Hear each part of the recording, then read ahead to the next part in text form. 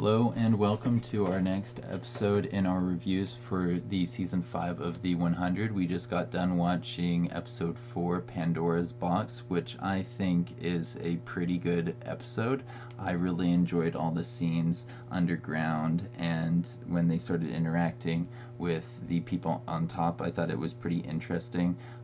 It was a pretty quick episode. I felt like it was over in no time. I remember at like the half-hour mark you said something to me like, wait, we're already like that far through. And I think that's a good sign. I think that means that it was a really interesting episode.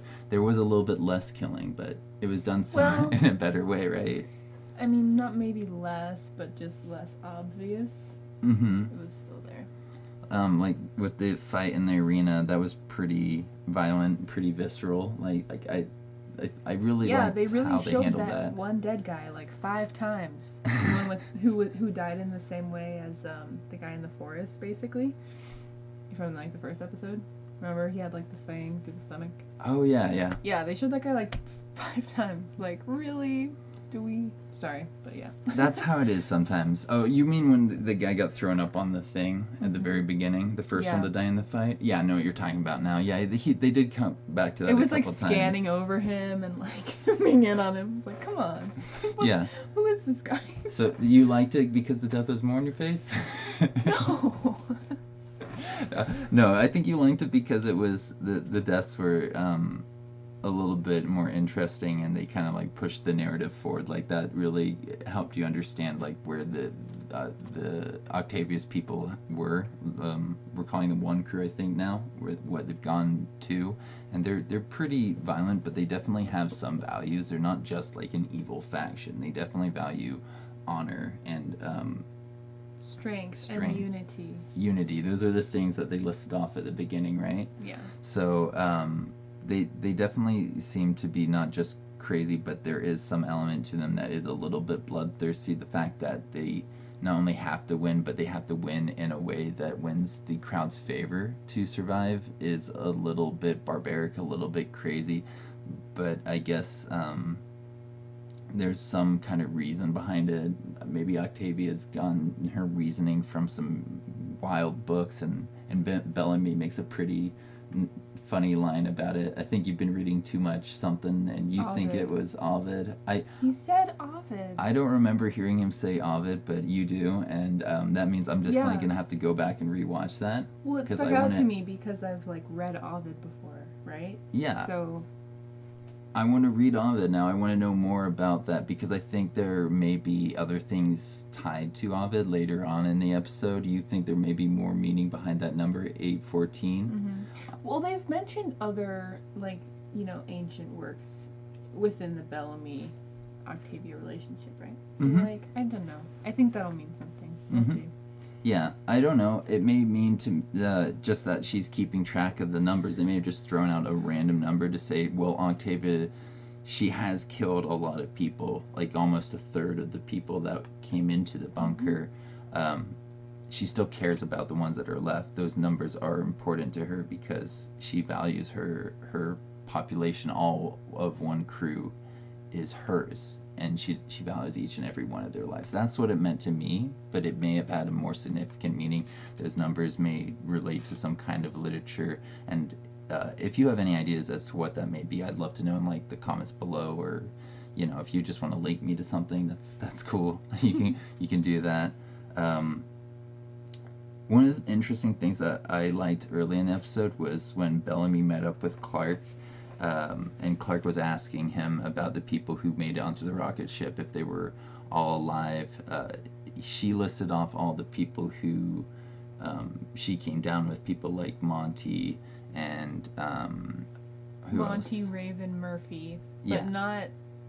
What's Monty's girlfriend's name? She didn't mention Harper, remember. did she? Harper. I forgot about Harper. Yeah, but she's kind of easy to forget if we're being honest. I mean, Bellamy didn't bring her up, did he? No, he didn't. He said Amori and Echo. Apparently she's equally forgotten on all sides. But I like that Bellamy brought that up because he's dating Echo, but I think it's kind of showing how Clark really doesn't care about Grounders, even though she's really invested in Maddie. I think her allegiance is really to her people, and there may come a time where she kind of has to choose between grounders and her people. And if Maddie's in that equation as grounders, who knows what she's going to end up doing. I think she'll probably side with Maddie, but it'll be like a very hard decision for her to make. Like she won't be very comfortable with that because she definitely identifies with her people more than the grounders. So who knows what they're going to do with that. I'm really interested to see what they do with that, but I think that that is a pretty meaningful line that they may end up using later on in the series. I wrote down here that you really liked the line that Murphy had when he found out that Clark was alive. He said something like, "Geez, and you guys call me the cockroach?" And I thought that it was really funny that you wanted me to write that down. You thought it was just like a good line for him, right? It's just funny that he's like accepted this position as like a cockroach, you know? Like that's not something that people want to be known as like a, you know, an insolent bug. But that's just like his character. Every once in a while you'll run into somebody who's actually comfortable owning that kind of nickname, and those people really stand out as unique personalities, people that I get along with. And I think that's what I like about his characters. He's like those types of people that are totally comfortable being outside of social norms and taking those kinds of insults and just running with it, because he's embraced that. He is a survivor, and that came into play later on in the episode. He saved Raven's life. He kept her from... Well, that's true. I guess it could be a lot worse. They have, what, 283 left up there? Something like that. So, who knows? Who knows if it's going to be the right call. But I would have been pretty sad if both Murphy and Raven died in that scene just to kill like 280 strangers, because I love both of those characters. Those are two of my favorite characters in the entire show. So yeah, I was really expecting them to go into cryosleep. When he said that. Yeah, like I don't feel like that would have been that hard to do. Although I guess with the time constraint, but.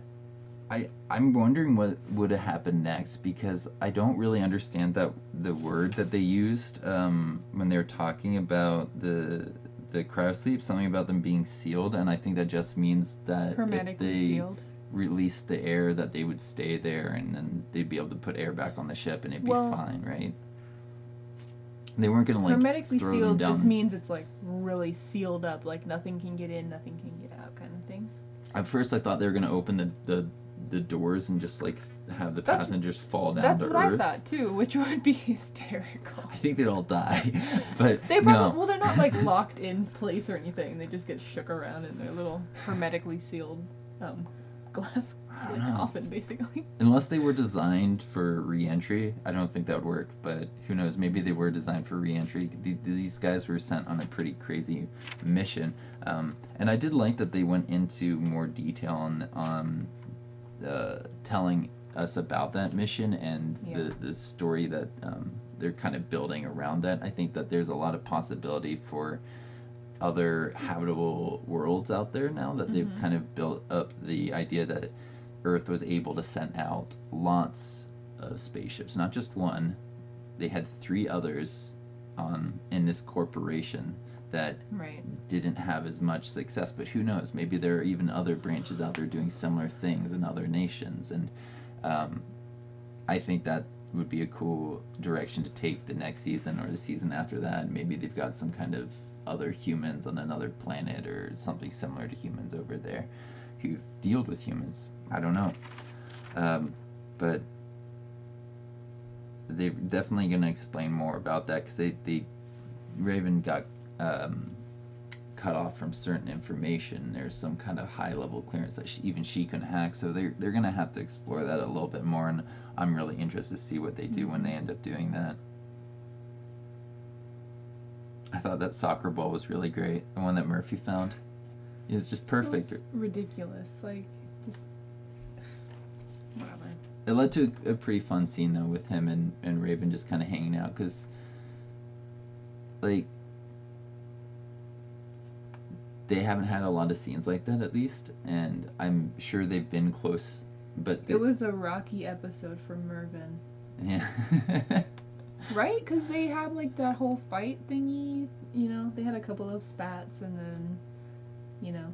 I don't know. I think Murphy had a nice line about staying around to help her. Like he said like he thought he might have been there to impress Amori, but that really wasn't what was going on. He did it so that Raven didn't have to make another sacrifice for the group. She's always doing that, and I think a part of him has always respected that, and who knows, maybe he's actually interested in something more with her because he likes that about her. I don't know if that's going to happen. If maybe he's simply just there because he wants to keep her from making another sacrifice. But I think that there's something developing there, and I'd like to see more. I think that would be a really cool direction to take those two characters. And then, hey, Raven wouldn't have all bad. It's been pretty bad for her in this show. Everything that's happened has been pretty negative, and I think Murphy would actually be a pretty good, like, partner for her. I think that he complements her in a really interesting way. Mm-hmm. Like, Amori and him, both survivors, kind of different. Raven and him, they are similar, but they're not, like, the exact same person. They have enough, like, difference to kind of, like, keep, I think, a longer relationship going, a more long-term relationship going. So I would love to see more from them together. I mean, she definitely gave in to his survival instinct. She's always been the selfless one, and yeah, I'm glad that he did that because now she gets to show him how to be more selfless. Mm-hmm. I liked the ending of the episode. It definitely would have been less interesting if they got along. Like, did we really think they were gonna get along though? It's the 4th episode. It's time for them to go to war. And then, well, what else would they do for the rest of the season if they weren't at war? I don't know. It's like learn to farm. Maybe now they can make some babies. Now that they got some space to breathe. I'm really looking forward to the first baby. I mean, that's like, how have they not had this problem? I'm sure they've it had doesn't make sense. Babies in the bunker. There's enough people that they probably had some babies, and it looks like they've been going through people at a pretty fast rate. To be honest, I thought the number would be lower than 814. Did that number seem high to you? It seemed like what I was expecting, although we don't know when the dark year was, so that could have been more recent too. They could have gone through like a massive killing streak, but I don't know how long they've been doing that, because it seems like every time they go in there they kill like 2 or 3 people, and it seems like they do it every day. I was expecting less than half of the people that went in there to be alive. Like, I did not think a lot of them were left. I mean, if that was something they kept up on a consistent, like, day-to-day basis, they would be killing a lot of people. So, I guess, they must be having kids or something.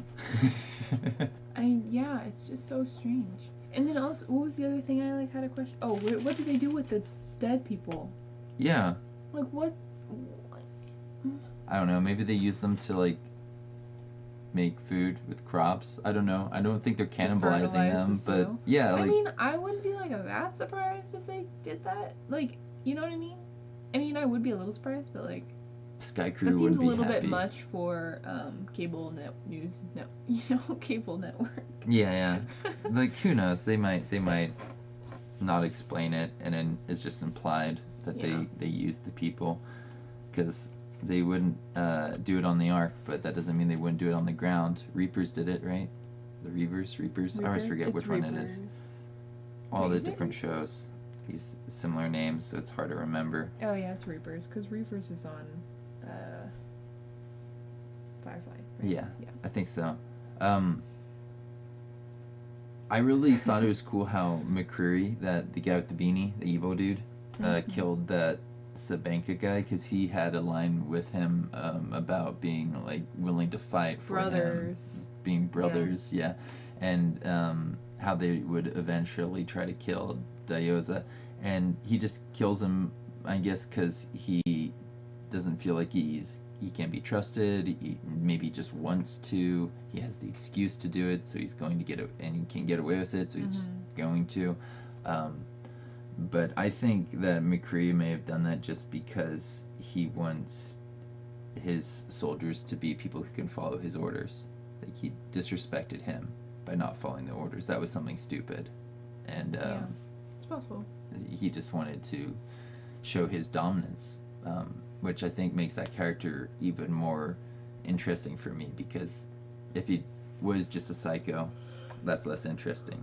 But I don't feel like that's what happened. I feel like he's a very calculated individual who has a lot of potential for the future, not just inside the prisoner group, but maybe seasons down the line he'll have more of a story, more of a character, or more of a something to do with.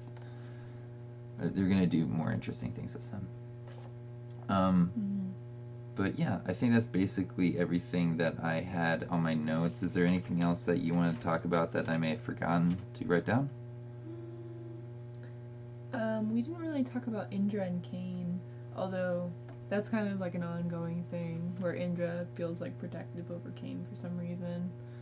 Yeah, well, Yeah. I don't know how much, we don't really need to go into that. It's kind of clear that she like feels protective of him based on her actions. it's probably because he showed her a different way of life. Like, she actually appreciates not being quite as ruthless and as violent as she used to be. She used to think that she couldn't work with any of the Sky Crew, and it was through Octavia and Cain that she ended up becoming a better person. But it wasn't just because of Octavia. It wasn't just because of Cain. It was both of them, and I think she feels just as loyal to Cain as she does to Octavia. She's very loyal to Octavia, but she cares just as much about Cain, and she's going to do everything she can to do what both of them want, which is, it's not easy for her to do at all. She can't go against Octavia, at least not openly, because that would be, very devastating to Octavia, having to kill Indra. That's basically how it is in Grounder culture. Well, that, but also having your closest confidant basically backstab you would just ruin your power. Your reputation. Your reputation for power, yeah. Confidence in yourself, all kinds of things. It'd be pretty bad. Yeah. I think that's a really good character. I like her a lot. I thought that she might jump into the pit to try and save Cain, because she seems to really like him, but she didn't. She just kind of like let things play out, and then in the next fight she tried to make it easier for him. She set him up with a weak opponent who apparently just didn't want to kill him outright, and he didn't seem weak. He just seemed like he didn't want to kill it. Ruthless. Yeah. He didn't seem ruthless. If he just bashed in Kanan as violently as he could, he probably could have gotten his own freedom. But I feel like that guy wasn't as violent as some other people that are in the bunker, and that's what they meant by weakness. Like, weakness is just not being as violent or as bloodthirsty. But yeah, no, I think that's pretty much everything interesting that I wanted to talk about. If you enjoyed this video, don't forget to leave a like or to subscribe if you haven't already. There are some pretty interesting links in the description below. And yeah, if you've got any thoughts you want to share with us, don't forget to use the comments. We'll see you around. Bye.